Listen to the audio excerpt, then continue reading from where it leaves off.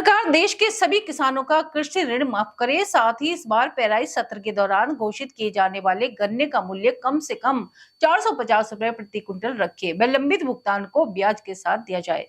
ये मांगों को किसान मजदूर संगठन के अध्यक्ष ठाकुर पूरन सिंह ने वार्ता के दौरान उठाई।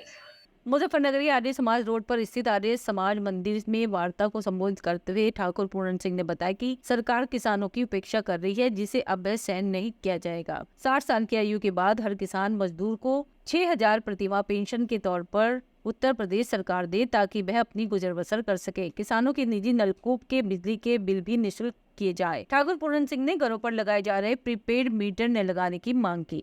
तो आज प्रेस वार्ता आप सब लोगों को सम्मान के साथ इसलिए बुलाया गया क्योंकि आने वाली 23 अक्टूबर को किसान मजदूर अधिकार महापंचायत मेरठ कमिश्नरी पे है, जिसमें सहारनपुर मंडल और मेरठ मंडल सभी जिलों के किसान वहां पहुंचे।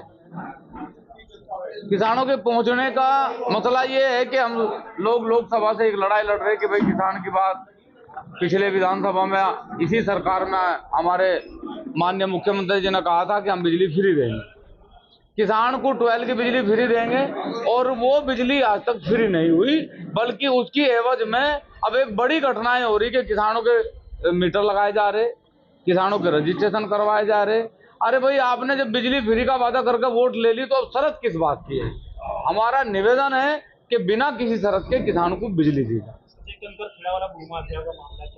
देखिए, ये जो मसला है, ये अखिलेश जो है ये एक बड़ा भूमाफिया है।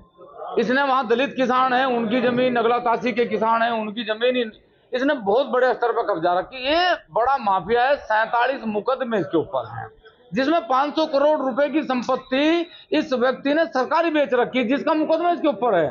लेकिन प्रशासन और शासन ने आंख मीच रखी। ये नहीं पता इसे किसका सहारा है, ये किसके बेस पे किसानों की जमीन कब्जा रहा, और किसानों की जमीन कब्जा के उसमें रास्ता बना लिया गया।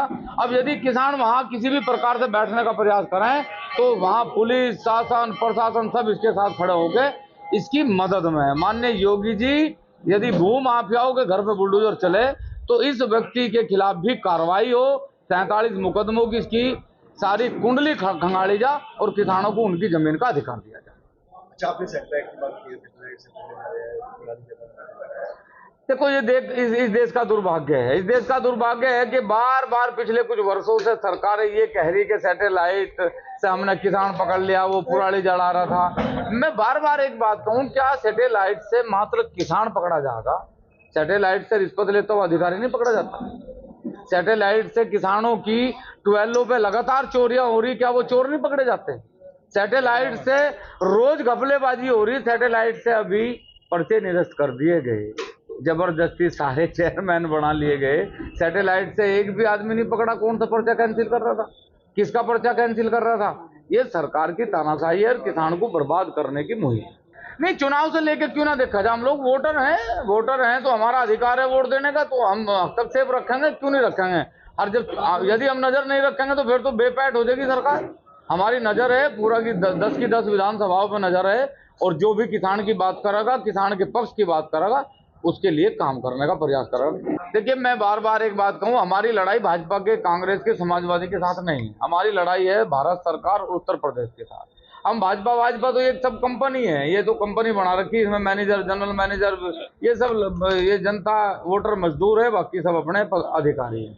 हमारी लड़ाई भारत सरकार के साथ है, उत्तर प्रदेश सरकार के साथ है। हम पार्टियों को किसी को ना कुछ है ना हम मानते हैं भारत सरकार, उत्तर प्रदेश, और भारत सरकार और उत्तर प्रदेश के साथ जब तक लड़ेंगे जब तक हमारी समस्याओं का समाधान नहीं। अच्छा, जो हिस्सेदारी की बात कही गई थी लोकसभा चुनाव के समय की, हिस्सेदारी ठाकुर समाज की हिस्सेदारी नहीं है, तो अब ये भी कोई हिस्सेदारी नहीं मिल पाई तो फिर उसको क्या होगा? तो कोई, यदि मैं अपनी बात करूं तो मेरा एक भी स्टेटमेंट नहीं है कि ठाकुरों को हिस्सेदारी दी जाए। बहुत हिस्सेदारी है, और हिस्सेदारी हमेशा हमारा मांगने का काम भी नहीं। मेरी हिस्सेदारी की लड़ाई नहीं थी, लड़ाई थी स्वाभिमान की। और मैं सरकार से फिर कह रहा, चलो एक सवाल आपने अच्छा करा, मैं कह रहा 2 बड़ी जातियां हैं, गुज्जर समाज और राजपूत समाज, दोनों बड़ी जातियां हैं। दोनों सामाजिक, यदि मैं सामाजिकता की बात करूं तो दोनों जातियों में बहुत सामंजस्य है। लेकिन नेताओं ने अपने वोट के चक्कर में, अपनी राजनीति के चक्कर में 2 बड़े समाजों को भिड़ा दिया, जो लड़ रहे। और किसके लिए लड़ रहे? एक ऐसे महापुरुष के लिए जिस महापुरुष ने इस देश की रक्षा करी हो, इस देश की जमीन की रक्षा करी हो, इस देश के स्वाभिमान की रक्षा करी हो। क्या सरकार ये कानून नहीं बना सकती? वो राजपूत के लिए बनावे, वो सब समाज के लिए बना, देश के लिए बनावे कि किसी भी महापुरुष के सामने जाति सूचक शब्द नहीं लिखा जाएगा।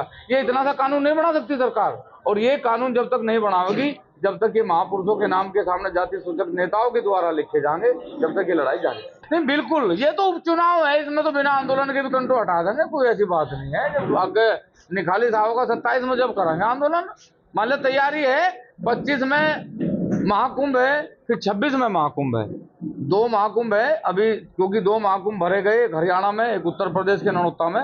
अब दूसरा जो तीसरा महाकुंभ है वो गाजियाबाद में, और चौथा महाकुंभ जो होगा वो दिल्ली के लाल किले पे होगा, इसलिए लड़ाई जारी।